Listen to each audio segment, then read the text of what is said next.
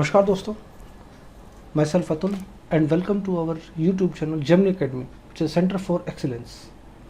जैसा कि हमने लास्ट वीडियो में बताया था कि भारत पर अंग्रेज़ों के अधिकार करने से पूर्व भारत की राजनीतिक स्थिति क्या थी। इसी क्रम में हमने बताया था कि उस समय मराठे सबसे महत्वपूर्ण उभर के आए थे मुगलों के पतन के पश्चात एवं अंग्रेजों के आने के पहले।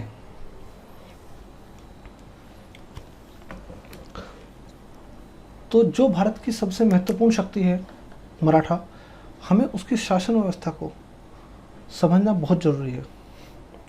एग्जामिनेशन पॉइंट ऑफ व्यू से भी अगर हम बात करें तो मराठों की शासन व्यवस्था काफ़ी महत्वपूर्ण है और इसमें से अधिकतर एक या दो क्वेश्चंस मिल ही जाएंगे। घुड़सवारों की सेना के पास होता था, अर्थात 25 घुड़सवारों की एक टुकड़ी को एक भिस्त एवं नालबंद प्रदान किया जाता था। आगे बढ़ते हैं शिवाजी के प्रशासन से रिलेटेड कुछ अन्य क्वेश्चंस के लिए। जैसे शिवाजी के अधिकार में काफ़ी सारे दुर्ग थे, तो उन दुर्गों की सुरक्षा भी बहुत महत्वपूर्ण थी। तो दुर्गों की सुरक्षा के लिए किसी एक ही बंदे को हेड ना बना के उन्होंने 3 पैरेलल पर्सन शक्ति विभाजन पैरेलल किया 3 प्रमुख व्यक्तियों में, जिसमें हवलदार, सरे नौबत और सुबनीस, ये 3 बंदे रखे। ऐसा करने का पर्पज़ क्या था? किसी एक ही बंदे के अधीन पूरा किला कर दिया जाता और वही व्यक्ति विद्रोह कर देता। एक व्यक्ति का बड़े आराम से अधिकार हो सकता था। इस चीज़ को रोकने के लिए शिवाजी ने 3 पैरेलल पोस्ट तैयार की। हवलदार अर्थात किले की आंतरिक व्यवस्था उसी की जिम्मेदारी थी। सर ए नौबत, नौबत जैसे मैंने पहले भी बताया था, सर पे नौबत आ गई अर्थात सेनापति, तो किले की सेना पर नियंत्रण ये रखता था।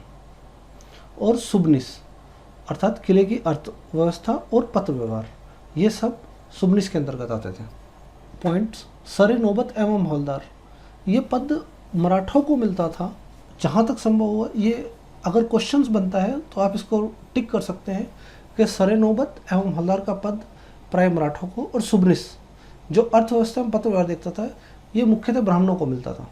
मैंने इससे पहले पॉइंट में बताया था कि प्रांत महलों में और महल तरफों में विभाजित थे। महलों का अधिकारी सरहवलदार और तरफों का अधिकारी हवलदार होता था। इनके अतिरिक्त कारकुन, कानूगो जिसे आज की डेट में बोलते हैं कारकुन, तथा प्रत्याज्ञ नामक अधिकारी होते थे। और मोजा अर्थात गांव, ये सबसे छोटी इकाई थी। अब कर व्यवस्था की अगर बात करें तो क्योंकि शिवाजी का पूरा जीवन अधिकतर युद्धों में बीता, क्योंकि शिवाजी एक स्थायी साम्राज्य की स्थापना तो कर पाए परंतु उस पर समुचित ध्यान नहीं दे पाए, तो उन्होंने अधिकांशतः कोशिश की कि जो कर व्यवस्था पहले से चली आ रही थी उसी के कुछ पॉइंट्स उठा लिए।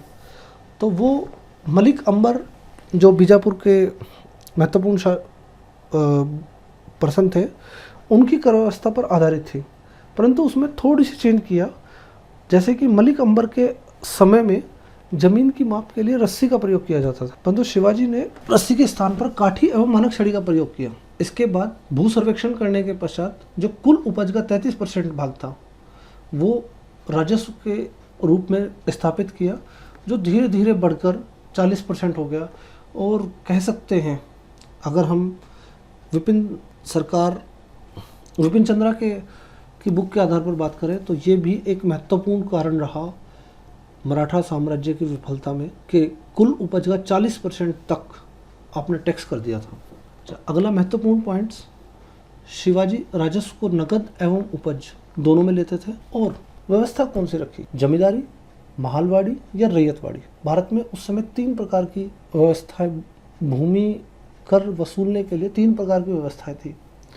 रैयतवाड़ी अर्थात किसान सीधा अपना जो टैक्स है वो सरकार को जमा कराएंगे। महालवाड़ी में एक व्यक्ति को नियुक्त कर दिया जाता था जो पूरे गांव का अनाज इकट्ठा करके जमा करता था, परंतु उस अकेले आदमी का कोई कोई जिम्मेदारी नहीं होती थी, वो ग्राम सभा की जिम्मेदारी होती थी पूरा का पूरा कर जमा कराना। तीसरा जमींदार, अर्थात जमींदार जिम्मेदार है पूरे गांव का कर जमा करने के लिए। अगले पॉइंट्स पर आते हैं। चौथ, चौथ क्या था? चौथ था बाह्य शक्ति के आक्रमण से सुरक्षा प्रदान करने के बदले दिए जाने वाला कर, और जो आय का चौथा हिस्सा होता था। अर्थात जो राज्य डायरेक्ट मराठा साम्राज्य के अधीन नहीं है, परंतु मराठा साम्राज्य उन पर हमला भी नहीं करेगा, उन हमलों को रोकने के लिए बाहरी राज्य शिवाजी महाराज को कर देते थे, जो उनकी आय का चौथा हिस्सा होता था। और सरदेशमुखी, क्योंकि वो पुश्तैनी सरदेशमुखी थे, ये राज्य की आय का 1/10 भाग होता था। तो यहीं पर हम समाप्त करते हैं शिवाजी के प्रशासन।